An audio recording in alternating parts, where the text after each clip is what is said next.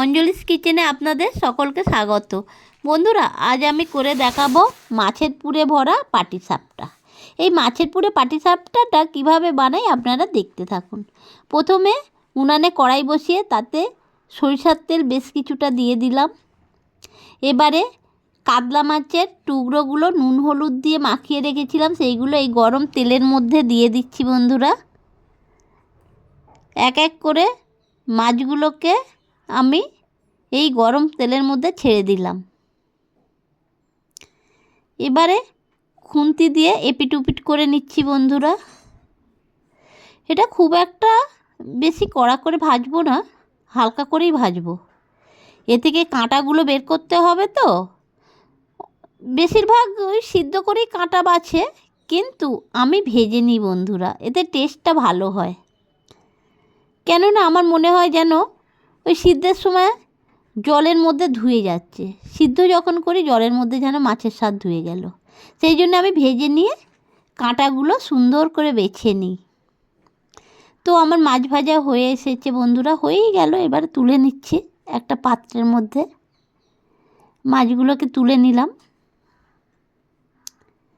এইবারে বন্ধুরা কাঁটা বাছার পালা। কাঁটাটা ভালো করে মাছ থেকে এইভাবে বেছে নিচ্ছি এক এক করে। একটু কাটা না থাকে তাতে লক্ষ্য দিতে হবে বন্ধুরা, না হলে গালে লাগতে পারে। আবারও উনানে কড়াই বসিয়ে তাতে গোটা জিরের ফোড়ন দিলাম। গোটা জিরের ফোড়ন দিয়ে ছেড়ে দিচ্ছি কোঁচানো পেঁয়াজ আর টমেটো। কোঁচানো পেঁয়াজ টমেটো দিয়ে বন্ধুরা খুন্তি দিয়ে ভালো করে ভাজা ভাজা করে নিচ্ছি। একটু ভালো করে ভেজে এরপরে এর মধ্যে দিয়ে দিচ্ছি বন্ধুরা কাঁচা লঙ্কা কোঁচানো। কাঁচা লঙ্কা কোঁচানোটা একটু বেশি দিলাম, মুখে পড়লে একটু ঝাল ঝাল হবে, ভালো লাগবে। নাড়াচাড়া করে এবার পরিমাণ মতো দিয়ে দিলাম লবণ আর হলুদ গুঁড়ো। লবণ আর হলুদ গুঁড়ো দিয়ে আবারও খুন্তি দিয়ে ভালো করে নাড়াচাড়া করে দিলাম, যাতে করে লবণ আর হলুদটা ওই টমেটো পেঁয়াজের মধ্যে মিশে যায়। তারপর বন্ধুরা দিয়ে দিলাম আদা রসুন বাটা। আদা রসুন বাটাটা দিয়ে আবারও কষাতে থাকছি, কেননা কাঁচা গন্ধটা আদা রসুনের না থাকে সেটা দেখতে হবে। তারপরে দিয়ে দিলাম বন্ধুরা ওই যে মাছটা কাঁটাগুলো বেছে রেখেছিলাম, সেই কাঁটা বাছা মাছটা দিয়ে দিলাম মশলার মধ্যে, দিয়ে এবার ভালো করে নাড়াচাড়া করে দিলাম। এরপর সবশেষে দিয়ে দিচ্ছি বন্ধুরা ধনিয়া পাতা। এটা দিলে গন্ধটা অন্যরকম হয়ে যায় বন্ধুরা, খুব ভালো লাগে, স্বাদেও বেড়ে যায়। এইভাবে আমি ধনিয়া পাতা মিশিয়ে দিয়ে এবারে একটা পাত্রের মধ্যে আমার মাছের পুরটা তৈরি হয়ে গেল, দিয়ে তুলে নিলাম। তারপরে একটা বোলের মধ্যে কিছুটা ময়দা আর সুজি দিয়ে দিলাম। সুজিটাও দিয়ে দিয়েছিলাম বন্ধুরা। সুজি আর ময়দাটা একসাথে দিয়ে দিলাম লবণ। পরিমাণ মতো লবণ দিয়ে ভালো করে হাত দিয়ে মিশিয়ে নিচ্ছি বন্ধুরা। এইবারে জল দিয়ে ব্যাটারটা তৈরি করছি।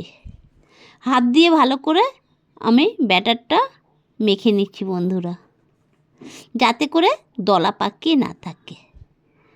ময়দা কিংবা সুজির দলা যদি পাকিয়ে থাকে বন্ধুরা, তাহলে খুব একটা ভালো তৈরি হবে না পাটিসাপটাটা।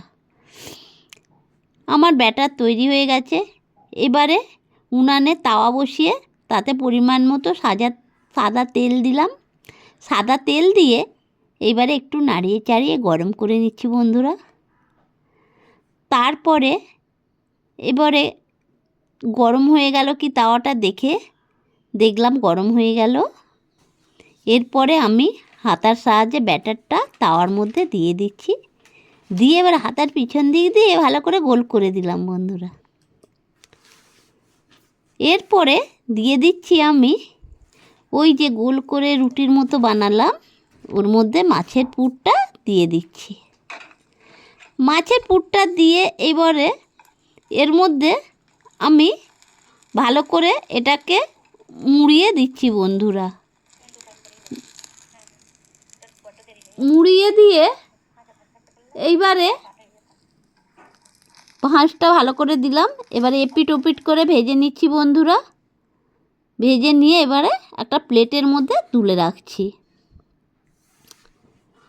আবারও বন্ধুরা এই তাওয়ার মধ্যে পরিমাণ মতো তেল দিলাম। তেলটা ভালো করে গরম করে নিয়ে এইবারে হাতার সাহায্যে ব্যাটারটা দিয়ে দিচ্ছি।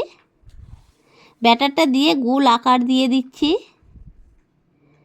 গোল আকার দিয়ে বন্ধুরা এর মধ্যে দিয়ে দেব আমি আবার ওই মাছের পুরটা।